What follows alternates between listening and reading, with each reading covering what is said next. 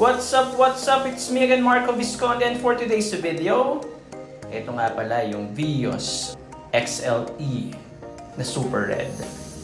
Napakagandang kulay nito. Wow! Before, yung color na to makikita mo lang sa mga 1.5, yung top of the line. Pero ngayon, nasa 1.3 XLE na. Ang maganda dito sa XLE, meron na siyang backup sensor at meron na rin siyang camera. Yan o. For safety natin kapag tayo umaatras. Yan, ang ganda na ng rear combination lamp niya. Okay. Tingnan niyo yung color, napakaganda. Super red. Okay. Dito naman sa harap niya, yan, multi-reflector headlamp. Mapapansin nyo, meron na rin siyang fog lamp. Yan. Okay, yan ang headlamp niya.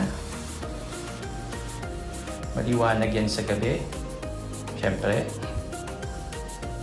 Equip na rin siya ng fog lamp. Yan. Then sa upper grille niya, yung pantay ng logong yan, black finish siya.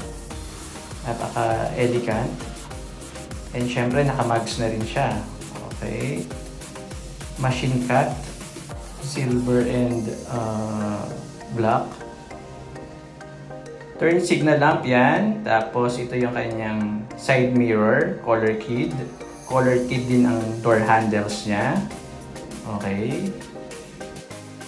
Tingnan naman natin ang loob. Yan, power window na siya. Power window, door locks, andyan siya. Power na rin ang side view mirror. Yan. Siyempre, napaka-elegant.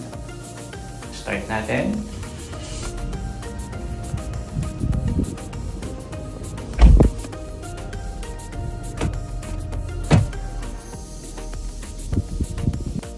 Audio niya is touchscreen and may mga switches na rin siya dito sa steering wheel. Diyan, volume, mode. Andyan siya. Sa right naman ay sa phone. Okay. Steering wheel, ang ganda. 3-spoke ang tawag namin dyan. Napakadali nang gamitin ang stereo mo using these buttons. Ipakita ko sa inyo ang stereo. Touchscreen siya. Click mo lang yung I agree or agree. Yan. FM. Then Android Auto na siya. May radio. Apple CarPlay. Yan. Radio. Pili ka lang dyan. Tapos dito may USB. Dyan. Okay. Okay, dito naman tayo sa air conditioning unit niya. Okay. Yan, dial type AC. Ito yung thermostat. Yan. Yan yung full siya. Ito naman yung blower. Ito naman yung direction or airflow. Little trivia about Vios. Ito ay manufactured dito sa Pilipinas. And it is the best-selling sedan in the Philippines. Kaya napakasulit mo sa Vios. 1.3 XLE pa lang to, pero maraming features na siya. At hindi lang yon, napakatipid at powerful ang engine kasi dual VVTi na siya.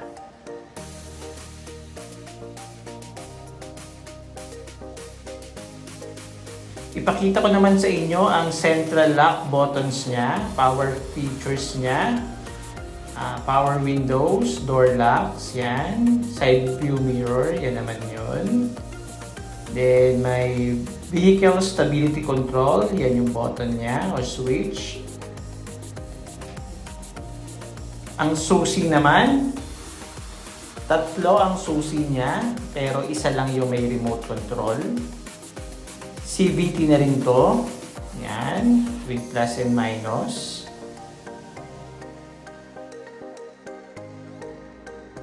Ang ceiling nito, makikita nyo, color gray. Nakaka-relax siyang tingnan. Then yung visor niya dito, May mirror na rin yan. Yan. Okay. Then, dito naman yung map lamps. Yung driver side niya, sun visor, may mirror na rin. Yan. Value for money, swak na swak ang Vios para sa inyo. Mura na, marami pang features na talagang ayos na ayos. Ipakita ko naman sa inyo yung seat material. Fabric seat design siya. Ang ganda. Yan. Lahat ng passengers may kani-kanilang seat belts for safety at very spacious yung likod. Meron na rin siyang console box dito. Marami kang may ilalagay. Dito naman yung 12 volts para sa mga car chargers. Okay. Okay, mabalik ulit tayo sa susi. Diba? 3 yung susi niya. Pero isa lang yung may remote control. Andyan yung lock, unlock button, and meron na rin siyang pang-open ng likod. Tara at subukan natin. Dito tayo sa likod para makita nyo. So, susubukan natin. Ito, bali ito yung unlock. Yun, mag-flash ng dalawa. Tapos ang lock, isang flash lang siya. Okay, dito, hold mo lang. Yan. Bubuksan na yung likod. Okay. Then, andito yung spare tire niya.